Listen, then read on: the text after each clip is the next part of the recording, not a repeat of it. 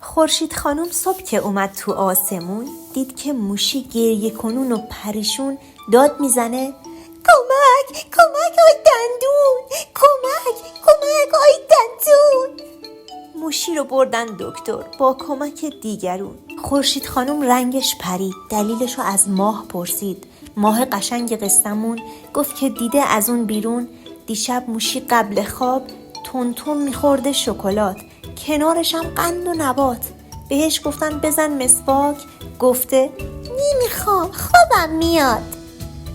خورشید خانم گفت تو دلش خدا کنه که موشی خوب گوش بده به حرفام. بعد از یه چند ساعت موشی اومد به خونه. میخواست از رو خجالت خورشید خانومو نبینه. خورشید مهربون ولی قبل از غروب اومد کنار پشت بوم، خندید و گفت موشی جون، دلم میخواد همیشه شاد باشی و بی قصه. قول بده از این به بعد مسواک یادت بمونه تا دهنت خوشبو باشه، دندوناتم سالم باشه. قبل از اینکه بری بخواب اول بزن خوب مسواک.